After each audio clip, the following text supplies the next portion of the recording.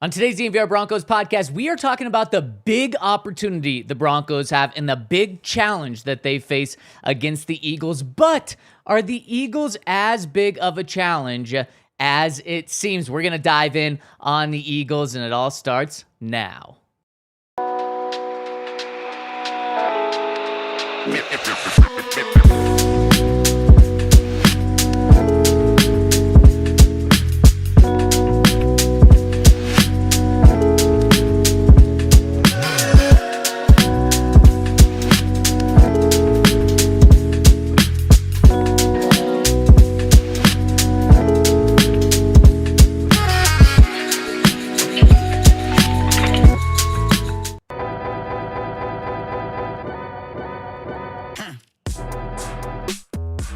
The Broncos are back after beating the Bengals on Monday night, but guys, they could be back to the glory days if they take advantage of this opportunity that they've got on Sunday. We're going to break it down on the DNVR Broncos podcast, live from the Toyota Lounge, driven by your local Front Range Toyota stores, and we are presented by Bet365. Use that code DNVR365 when you sign up. Deposit $10, place a $5 bet, and you're going to get $200 in bonus bets. RK, Henry, you're here behind the camera, and Zach rocking and rolling with you. Fellas, how we doing today? I am great. Do you know what month it is?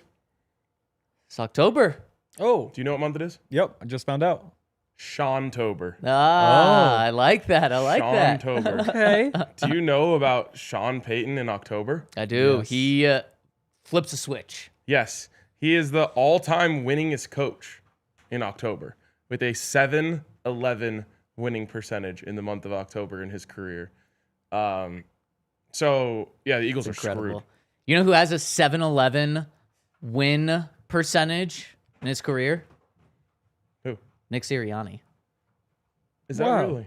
Isn't that kind of crazy how those go up against each other now? Something's got to give here. Something does I know have to it's gonna give. be. And this is Hot Sean. But they don't call it Nicktober. That's very true. Yeah. Everyone calls it Sean-tober. Yeah. We do it's, now. It's very true. Shout out to Anthony on Twitter who put me on to Sean-tober. In February or in September, Sean Payton in his career is like 4 games over 500. He's like 28 and 24. Sean's not a 500 coach, so that's interesting. That he traditionally starts about 500, 2-2 in the month of September. In October, however, it flips. He's like 38 and 14 in his career, or somewhere right around those numbers. I've got 2 numbers here. You can never really tell with the internet anymore.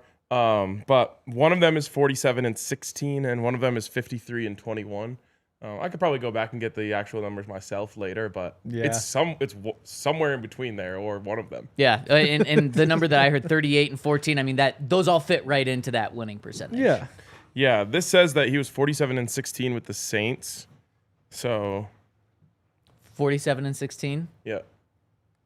Yeah, I don't know. That's regardless of what it is, that 7-11 win percentage. To me, what does that tell you guys? The flip from September to October. It tells me what Benny's been telling us since the offseason, which is that the Sean Payton offense takes a few weeks to get into gear.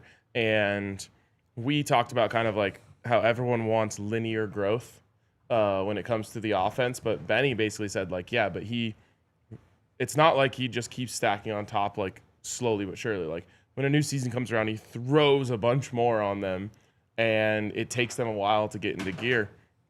So, to me, it's like, okay, once you get through those first 4 games, then the offense starts to click, and obviously we saw it in Game 4 for the Broncos start to click, and he turns it on. By the way, this was also I'm just in a stats mood today.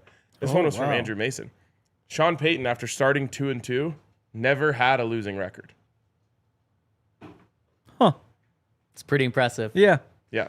What it tells me is that, as Sean always says, the first 4 weeks about getting better fast. And so when you're focused on getting better, you wind up after those first 4 weeks, if you're a good coach, being better, and then you're off and running.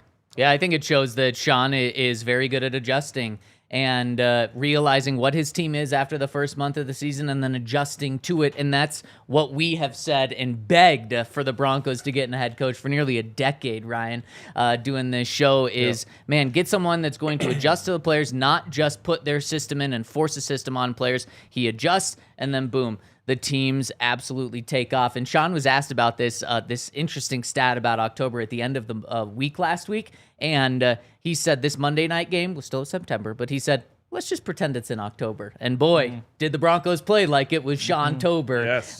With that 28-3 win, 512 yards of offense. God, speaking of stats, the 512 yards of offense to, I believe, like the 150 that they allowed is the biggest yard differential in a single game in the NFL this entire year. Not just Broncos, in the entire NFL. So you got Eagles, Jets, Giants, and Cowboys. Is that still in October? I believe so. You win this one, you could go 4-0. You win this one, you're going 4-0. Let's go. Speaking of the Let's go. differentials, the Eagles still have not outgained an opponent in yards this season.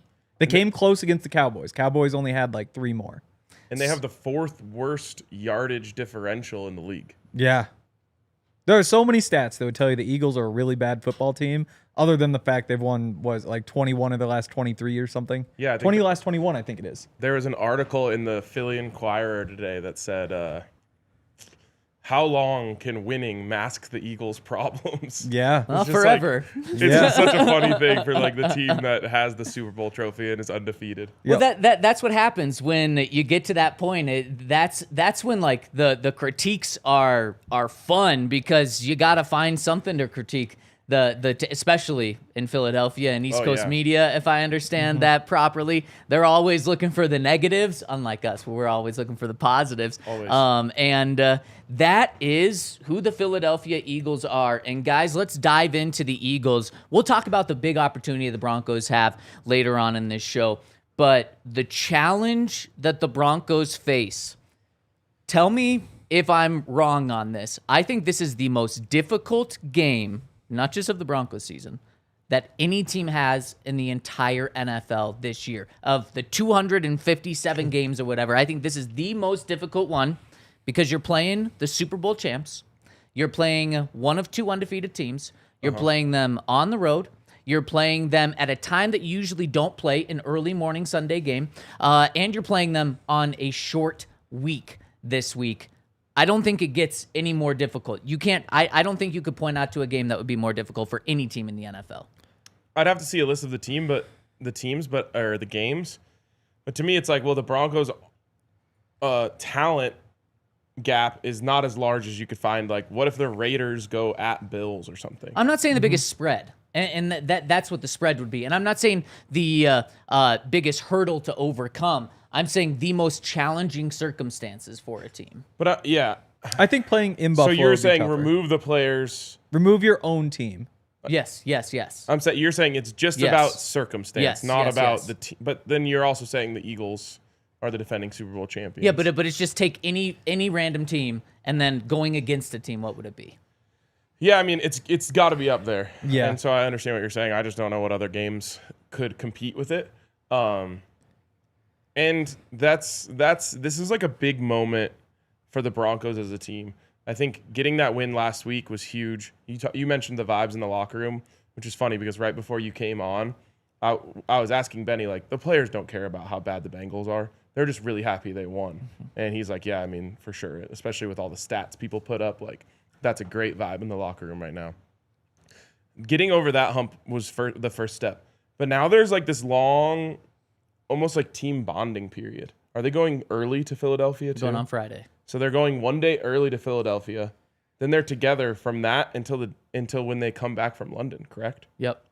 This is like one of those things where if the Broncos win this one, win in London, we'll be looking back, and I guarantee you in week like 14, some guys will say like, yeah, there was that week and a half where we were together every single day, and like our team bonding went to another level in that moment. So you're right in the sense that this is a really difficult situation for the team to be in, but it's kind of one of those things where you just say like, all right, all we have is us.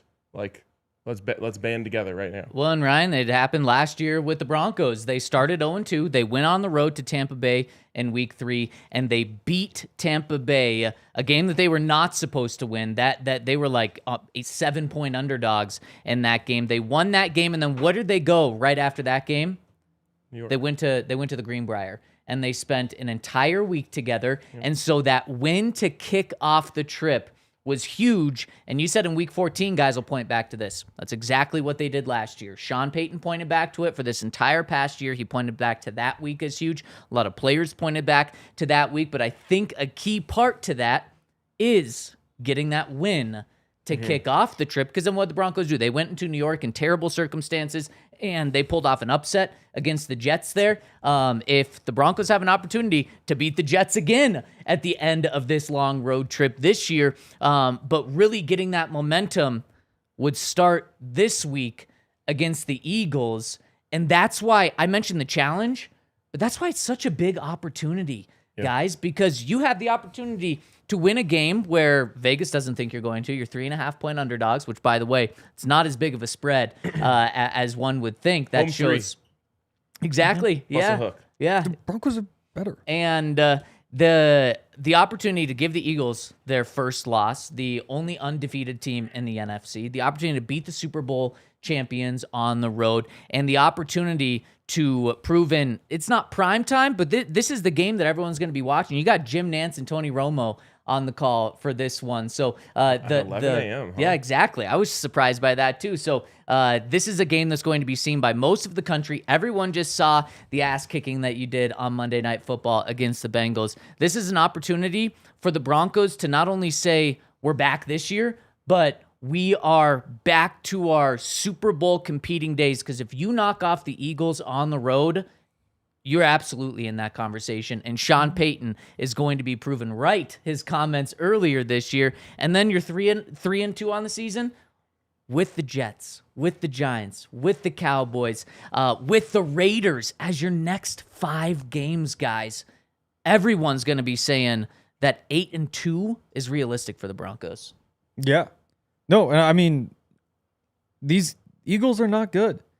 Like you look at them and they're just not. Like, they aren't winning easily. They're getting lucky. Now, again, they've gotten lucky and won so many games now at this point that you look at and say, something's got to give. But there's a reason that I've been saying since this offseason, I think the Broncos win this game. Like, I think the Broncos are the better team. Somebody in the chat asked, how do you stop Saquon Barkley? The exact same way that every single team, other than the Cowboys, has stopped Saquon Barkley so far. Like, I get that that's the one kind of scary thing there, but I don't see why on paper you would say the Eagles are the better team than the Broncos. So let's dive into that after I give a shout out to our friends over at the Colorado Soccer Association. CSA is the official hub for 65-plus soccer clubs across the state, offering programs for youth players, adult players, coaches, referees, and families who want to get involved in the game. I pretty much just covered every single person that could potentially want to get into soccer. The Colorado Soccer Association has got you covered. Kids can kick off their soccer journey as early as age 3. And whether you're playing for fun, competing at the highest level, or exploring a career in soccer, there's something for everyone. And you can be part of history with the 2026 World Cup coming to the U.S. and a new NWSL team, the Denver Summit FC, joining Colorado. There's never been a more exciting time to play, cheer, and be part of the soccer buzz. And if you want to get involved, go to coloradosoccer.org to find a club near you and be part of the future of the game. That's coloradosoccer.org. Also, Ent Credit Union. I wasn't paying attention today on my drive. I was a little bit locked in. I've been a little bit. We're going to talk later about why I'm frustrated. But I didn't notice when I was driving past the Pat Surtain mural the Ent Credit Union put up over there, which is a real shame because that's the best part of the day. Ent Credit Union is the official partner of the Denver Broncos, and they've got a whole bunch of cool perks if you sign up for their Broncos checking account. You get all of like the normal stuff with the interest earning on your account, all that, but also you get 10% off food and gear on game days at Empower Field. For every 15 swipes on your Broncos checking debit card, you get a chance to win home game tickets for the Broncos.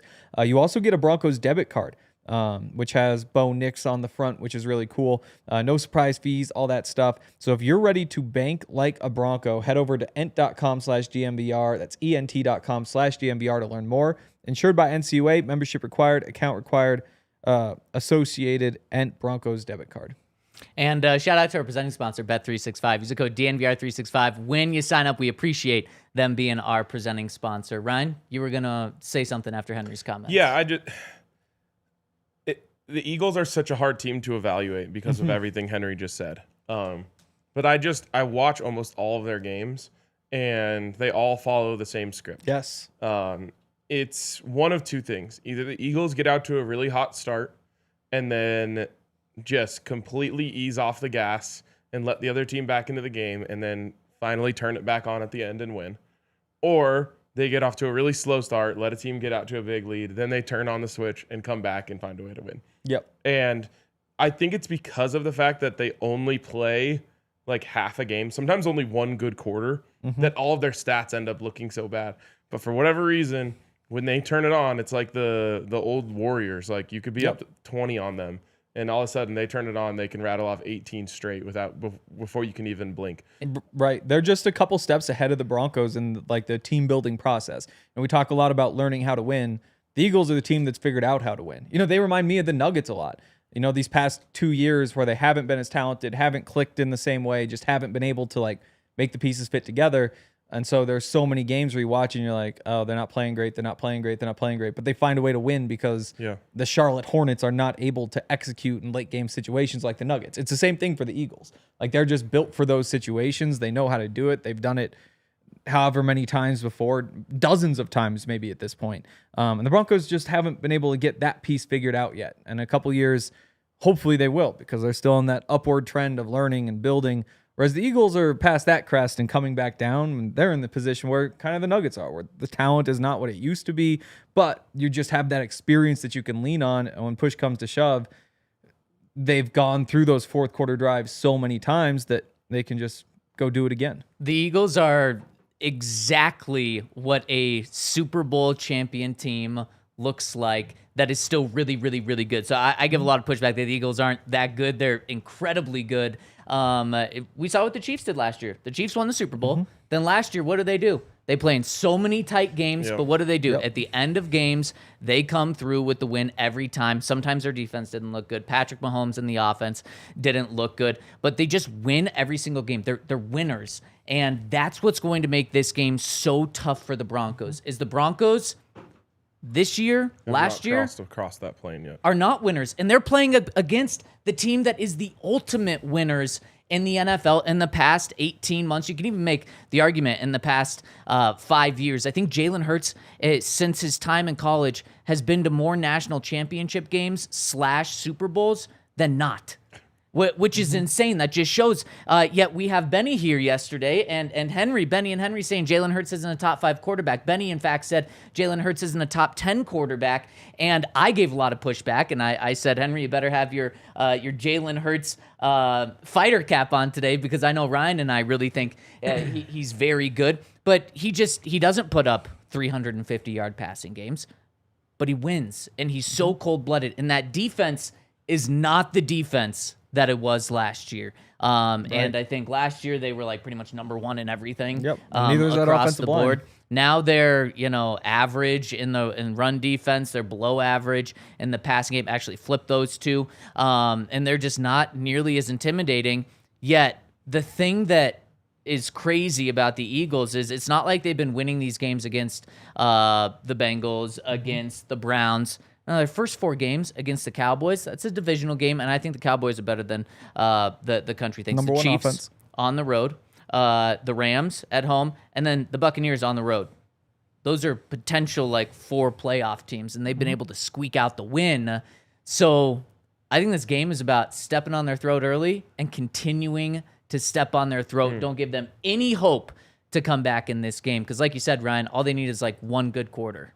Yeah, it's such a challenge, but it's also such an opportunity. Like we said in the headline, you can kind of erase every bad thing anyone has said about you this year if you win this game. 100%. Because it's okay, they needed the Chargers games and the Colts games to learn to get over that hump. But now they just got over that hump against one of the best teams in the NFL and, the defending Super Bowl champions.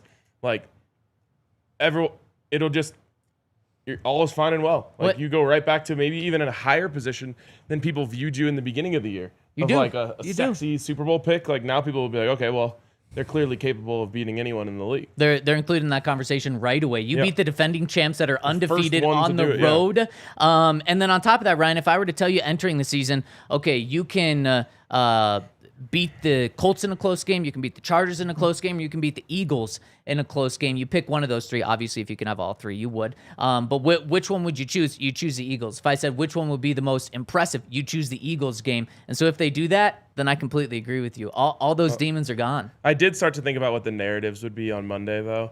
And it's totally like the Eagles' flaws were finally exposed by Sean Payton. Not like, oh, the Broncos are a true Super Bowl contender. But again, if Dallas, the Chiefs, the Rams, and the Bucks can't expose those for the Eagles, Yeah. No. Sean Payton and the Broncos would be the ones to do it, and that would be impressive. But that's The thing what is, we it would feels- be talking yeah. about, but that's not what they would be talking about. It feels like those teams kind of did expose those flaws. They just couldn't finish it out. Yeah. You know, But at like the end, that's what. Let me oh ask you totally, this, though. That's all that But I mean, matters. but that's why we have all these conversations about like the Eagles have flaws. You know, So- that's why people are talking now. If I told you the Broncos could win this game by 15 points or more, or win this game by 1, which one would you pick? The 15, and I know the argument for the Yeah. one. Oh, It's yeah. like, man, they were able to come away, but no, you beat the Eagles and you beat them by 3 possessions, 2 possessions. I'll take that any day. I want the 1. I want the 1 because I think that this game is such a potential confidence builder for this football team. And yes, blowing them out would be like, oh my God, this is just like this team is special, blah, blah. But then the next time they find themselves in a 1-score game at the end of the fourth quarter, they Right. won't be able to have said, well, we've done this before against the Eagles. Now, if you do it against the Eagles, then you could say like, okay, if we can do it against them, we could do it against anyone. Right. I think that's a good That's- spin yeah. job. I don't think if Bo, let's say in against the Chiefs in week 12, I don't think if Bo is standing in the huddle on the 20, down 6 points, he's gonna think back to the Eagles game in week 5 and be like, I've got the confidence. I don't really think that's gonna matter. I think I kind of think he might. I don't think I think so. he might say I don't just like think the so. Eagles. No, I don't think so. I don't know. Like I was in a big golf match this year, and I was not hitting driver well. But then I got to this hole where I always hit driver well, and all I thought about was I always hit driver well on this hole. And then I hit a good drive, and we ended up winning the tournament. So like, you do think about that stuff. I think so. Yes. I don't think so. I don't think Bo that's what he's thinking about. Just imagine if they beat the shit out of the Eagles. I know, but like they've done that before. Not the No, Eagles, but I'm just no, saying. not like, this team. Not really with I mean- Bo. They're what 1-7 against playoff Yes. teams. Yes. Like no, they haven't. They need to overcome that hump, Ryan, of winning close games. They also need to overcome the hump of beating good teams, because that's what everyone pointed to that wanted to be negative about the Broncos last year was, oh, well, you only beat one team, and it was in week 3 against the Bucks, who went to the playoffs. You need to beat good teams.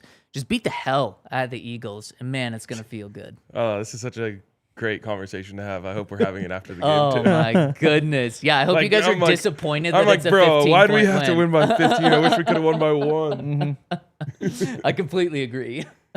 Yeah. But likely what this game is going to shape up as is a one-possession game. Yeah. And Most in the NFL do. And I totally see what you're saying, Ryan, is that if the Broncos are able to beat the Eagles in a one-possession game, just how big that would be. And because the Eagles, all of their games have been one-possession games. Week 1, they won by 4. Week 2, they won by 3. Week 3, they won by 7. And Week 4, they won by 6. All of these games are close because whether it's they're not good, whether it's they're not as good, whether it's they're not as focused, they just have so much confidence in what they can do in the final 2 minutes. They're not stepping on teams' throats right now. Maybe it's also because they've played good competition now. Like after the Broncos game, they play the Giants, the Vikings, and then the Giants. So Giants 2 weeks out of 3. That's when they could take off as a team. But you have an opportunity to end that for them. Yeah. I didn't realize that are they on a 20-game win streak? 20 of 21. Okay. Yeah. It's crazy. No, they win. But again, it's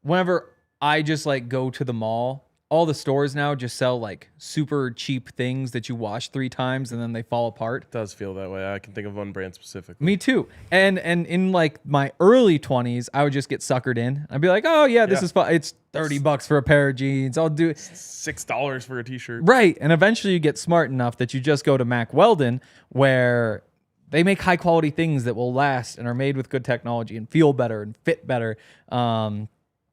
Whether you're going to the gym, whether it's a night out, wherever you may be, they like I said, are the one-stop shop for everything that you could look for. I know Zach likes to do it when he travels. We've got a bunch of travel coming up. It's where the CoolMax technology is pretty nice, keeps you nice and feeling fresh in situations where you don't always feel fresh.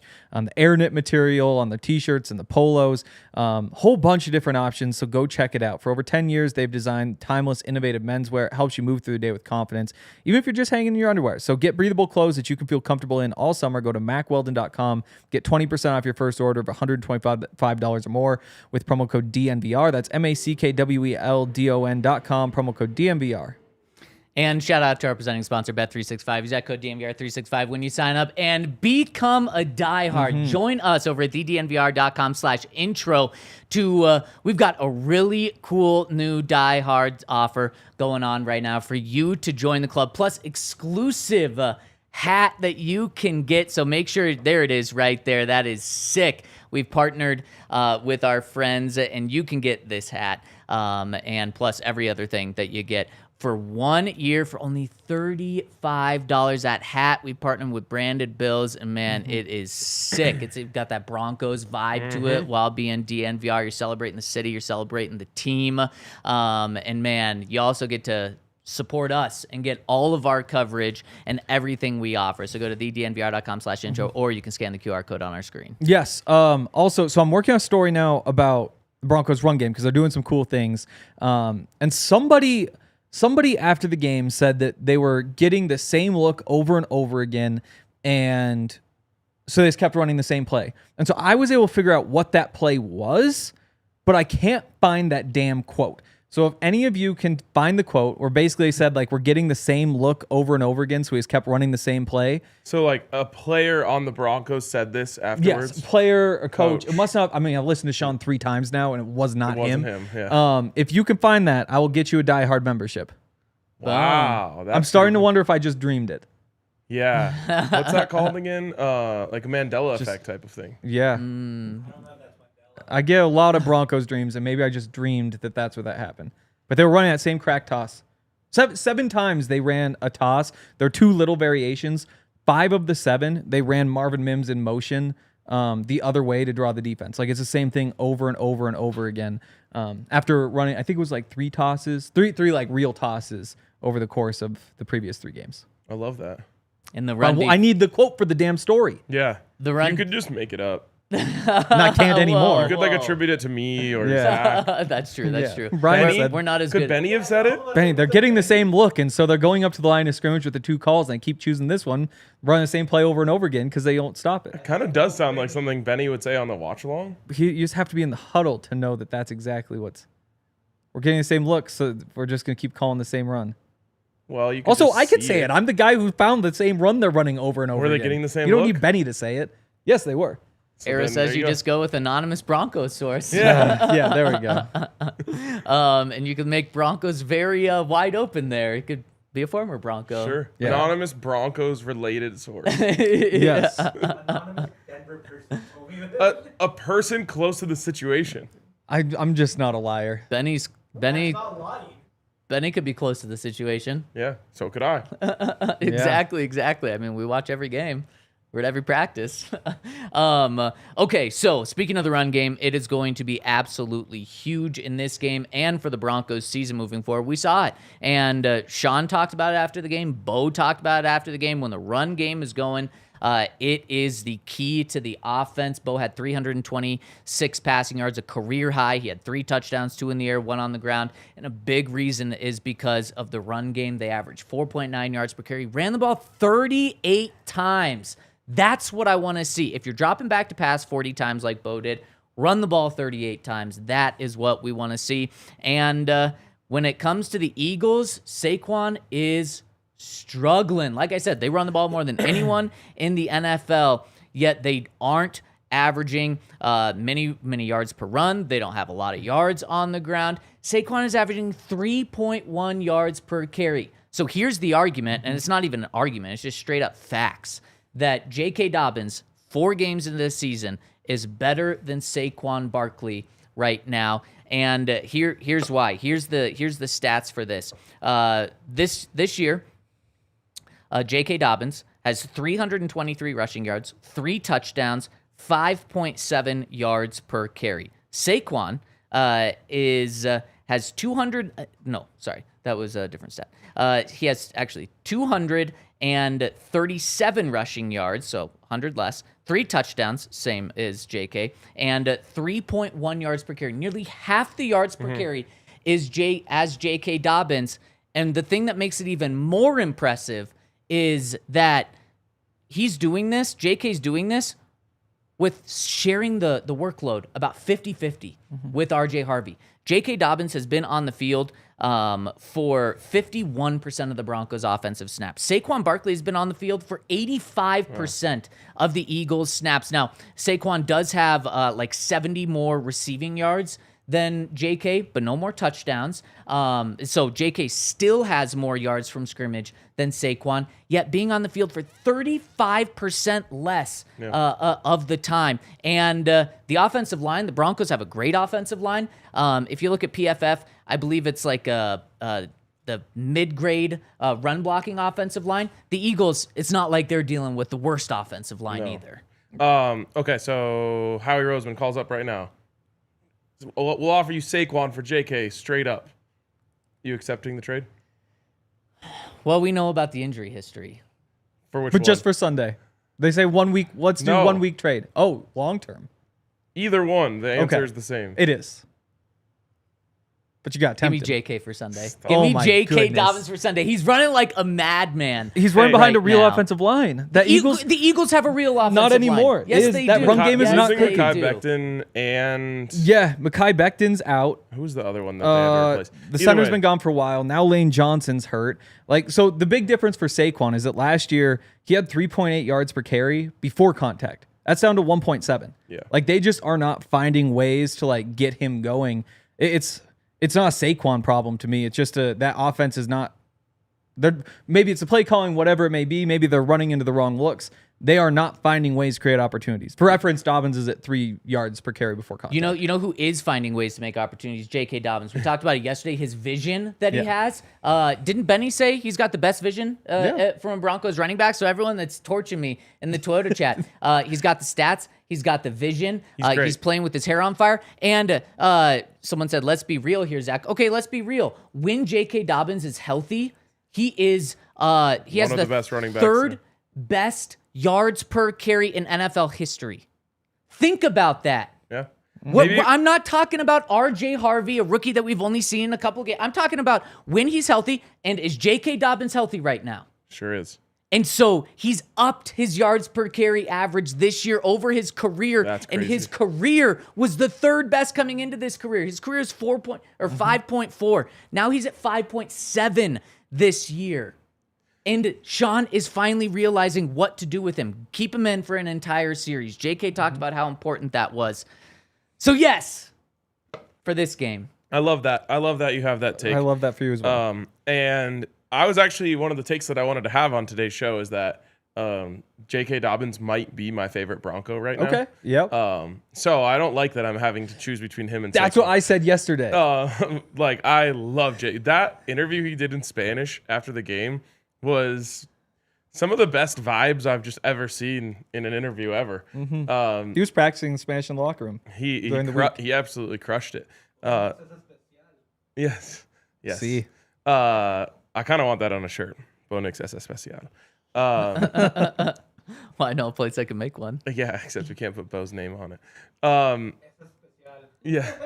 10 es especial. Vamos, Bo. Could it be Bo? Just Bo? It Pushing could, it.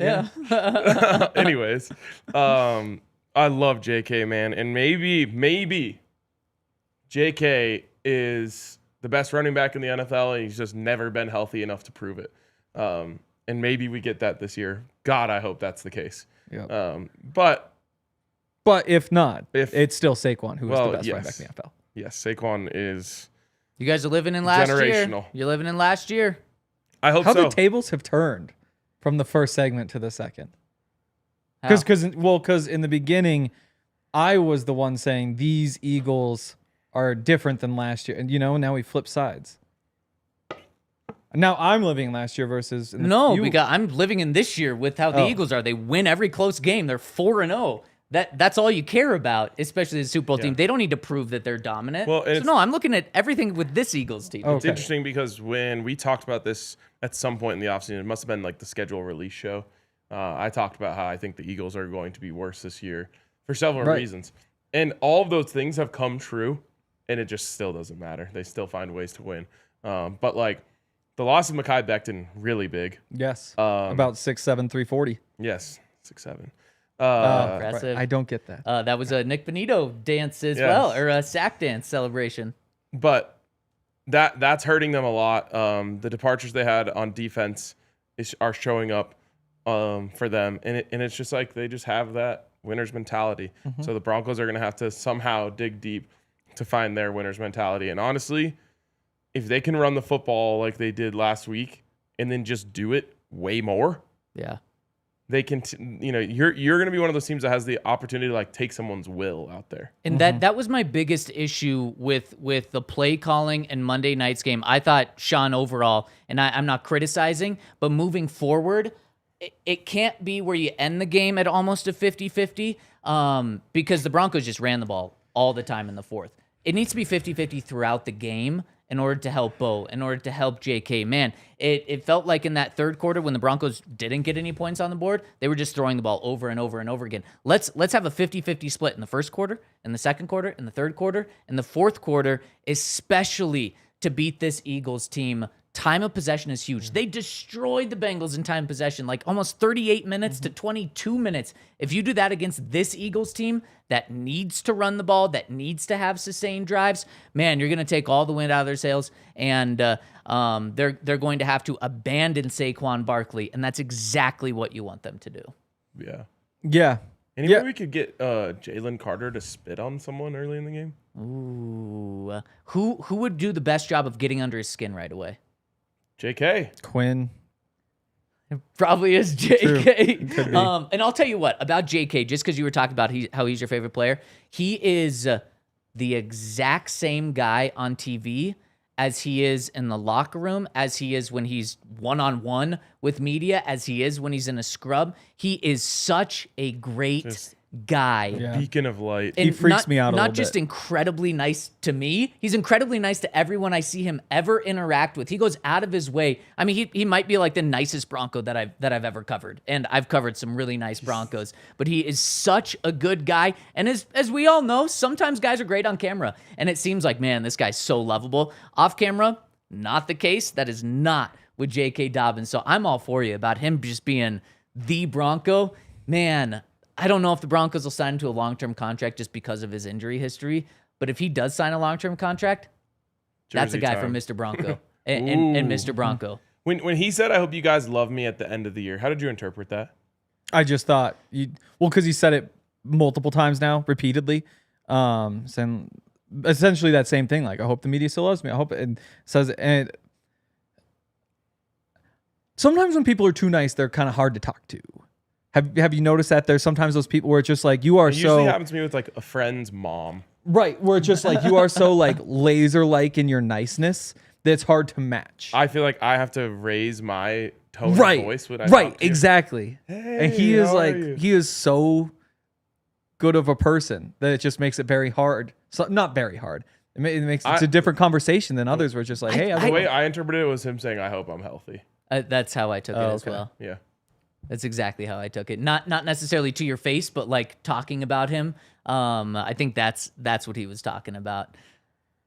Man, I just think he like comes up to me in the locker room, which doesn't happen all the time, which just makes it. Gosh, yeah, I love JK, and I'm happy that everyone across the country is starting to realize that too. Because I mean, he would have if he didn't get. He essentially suffered the Javonte Williams injury. Worse, yeah. In Baltimore. If he didn't have that, he would still be with the Ravens. He's 26 years old.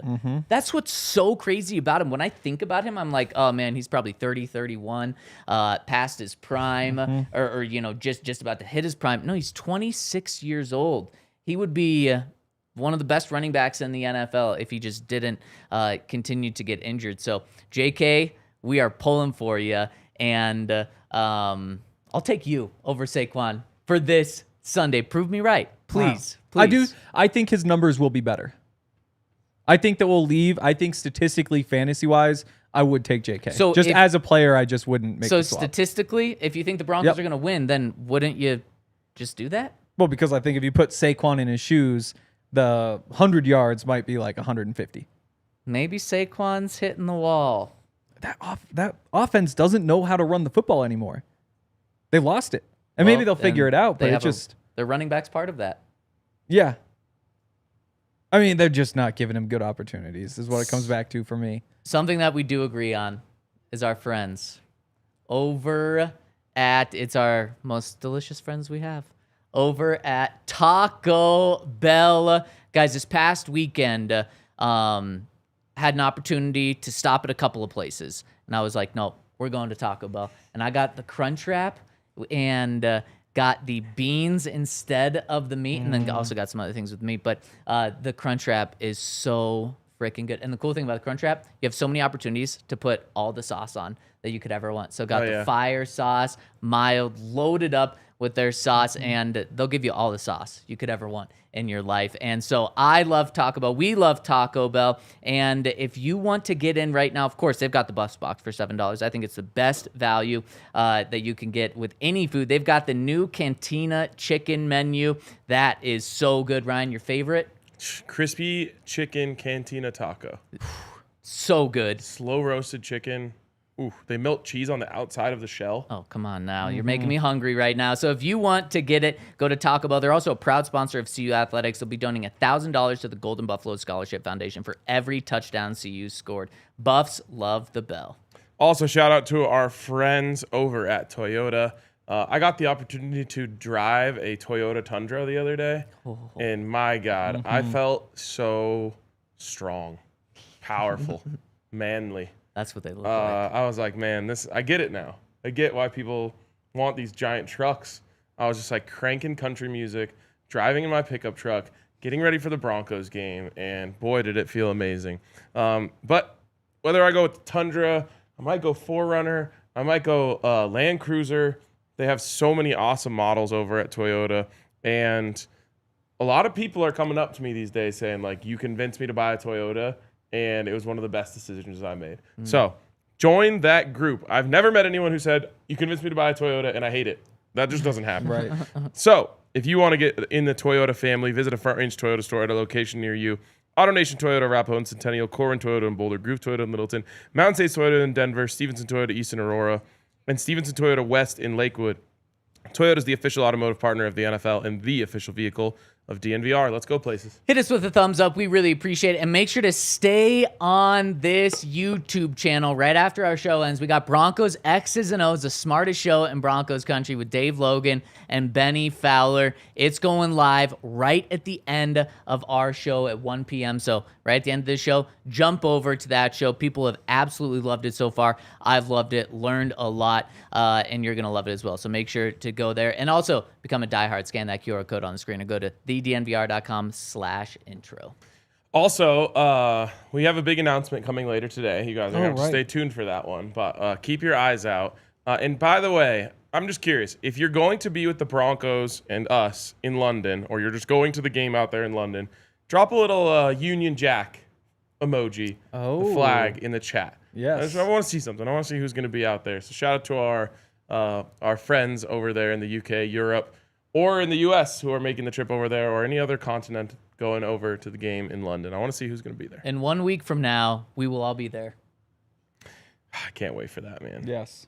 Our trip there last time is like one of my favorite memories of my entire career covering the Broncos or just working in this industry. I mean, just a daily meat pie is all it takes to make me happy. Wow. Wow. That's what they're all about. There's nothing weird about that. Yeah, he was doing something else, and he just There's stopped nothing dead weird in his about tracks. I can't wait for the Indian food over there. Man, that's the one thing that I missed out on last time. And since that trip, what was that, 2022? I've gotten really into Indian food. Oh. I cannot wait. right. I'm gonna make sure that we all get a reservation together at Dishoom. But then I found out about a new one or another one that I have to go to as well. That's like Michelin star or something along those lines. I'll take the Indian food over the meat pies on that trip. Yeah. Yeah, So which is I not go a multiple pause. So the times. chat can. Yeah. In no way is that a pause. Shout out to Joshua. That's He a dropped the food. Union Jack in there. Yep. We're gonna see you guys there. I cannot wait at all. Okay, so this Eagles team, what's the key to beating them? Just don't make stupid mistakes. Like again, they're up 5-1 in the turnovers. That's why they're there. Like because they're up 5-1 in the turnovers. You can't be turning the ball over. You can't be taking stupid penalties. You can't be forgetting your assignment. Like I mentioned, the toss was that play they kept coming back to. 6 of the 7, they have the crack block from the receiver.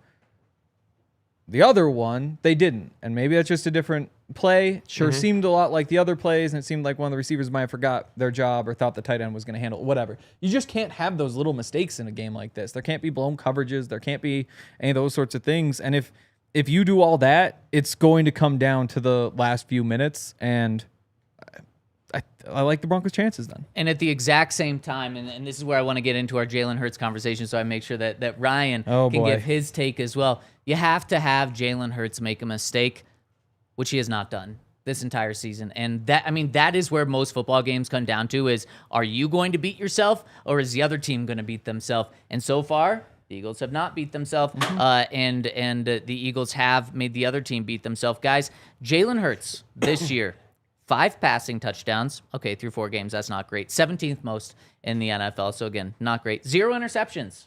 It's best in the NFL. The only guy to not turn the ball over from the quarterback position. He has 1 fumble, but it was not lost. The Eagles recover it. So literally 0 turnovers from the quarterback position is pretty insane. The 27th most passing yards, but he does have the 10th best QBR, 71.6. The 10th best passer rating, 101.5. But here's what takes him over the edge. He is the first quarterback in NFL history with 5 passing touchdowns, 4 rushing touchdowns, and no interceptions in the team's first 4 games of a season. Jalen Hurts, when you talk about him, and I think this is something that I didn't do a good enough job pointing to yesterday. We're not, at least me, I won't speak for Ryan. I'm not saying he's a top 5 passer in the NFL, but the quarterback position can be so many other things, about leading the offense, about running, about passing. And when you take all of that in, there's no doubt to me that he's definitely top 10, but a top 5 quarterback because he is running the ball in. He is able to throw the ball. He does have the weapons to help him in both the air and the ground game. This is a guy that does not beat himself. I mean, regardless of this season or last year, he does not turn the ball over, and that is like the quarterback's number 1 job that he just does not do. Yeah, absolutely. I said this on our pregame show, but that's actually our least viewed show of the week. Which It is. It should have more. You guys should watch our pregame show. It's 30 really minutes leading up to the game. It's a lot of fun. Who wouldn't want to watch that? But I want to make sure I say it on a larger platform so everyone can hear me say this. I have decided to declare myself as the world's biggest believer in QB wins. A lot of people trying to push right there with you. a lot of people trying to push back on QB wins. Oh, you don't know ball if you think QB wins matter. I don't care. You can say whatever you want about me.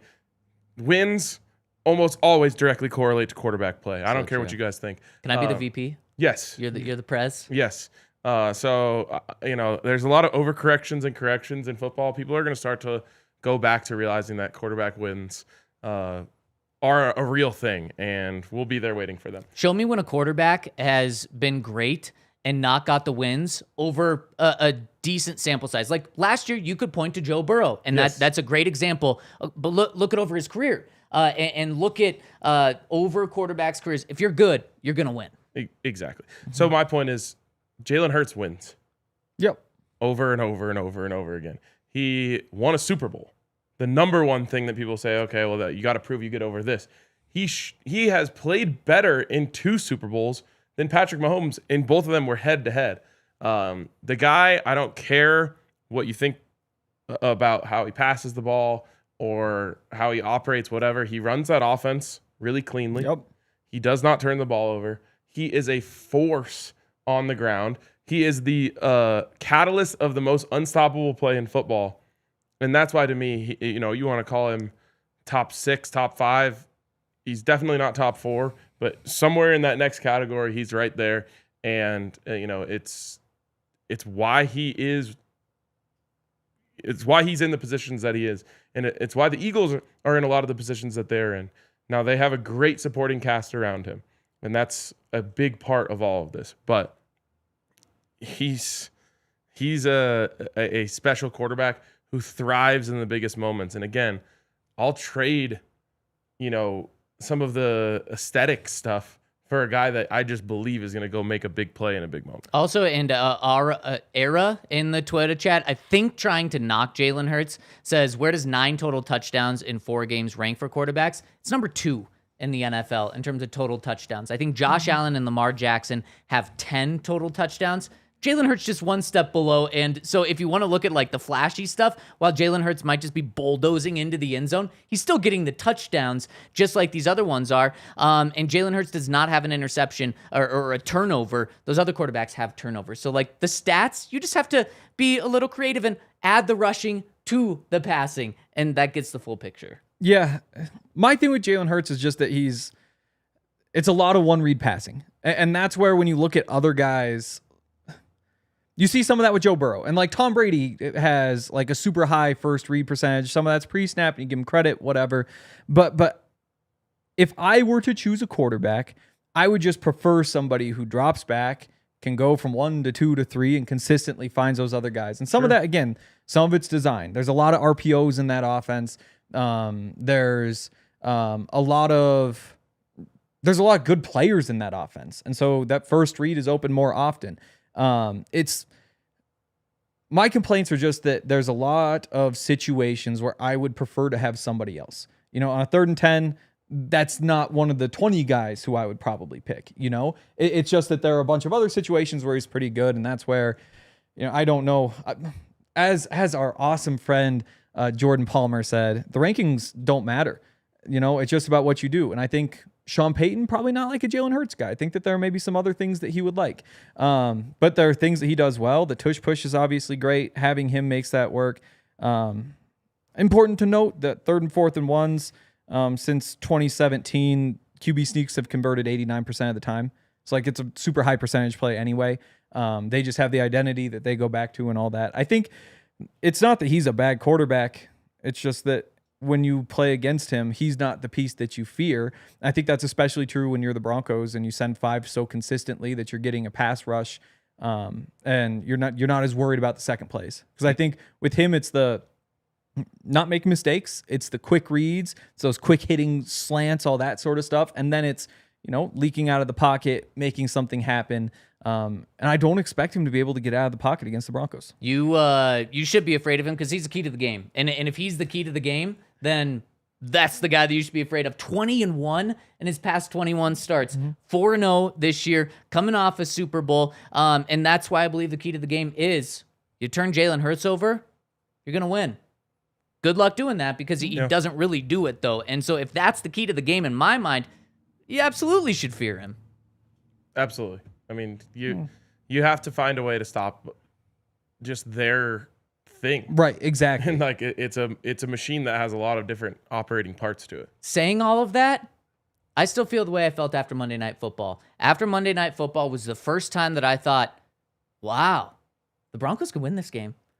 Because the Broncos are good too. We just took a lot of today to focus on the Broncos' opponent, the Eagles, and we'll dive into this matchup tomorrow more so. We'll have Baldy on with us as well, and we got a super chat that I want to hit before we get out of here. And we've got it from Ryan, who says, Riley Moss looked pissed and played great. Love to see it. Also, what happened to your guys' weekly parlays hit on Mims touchdown plus 430? Broncos props are goated.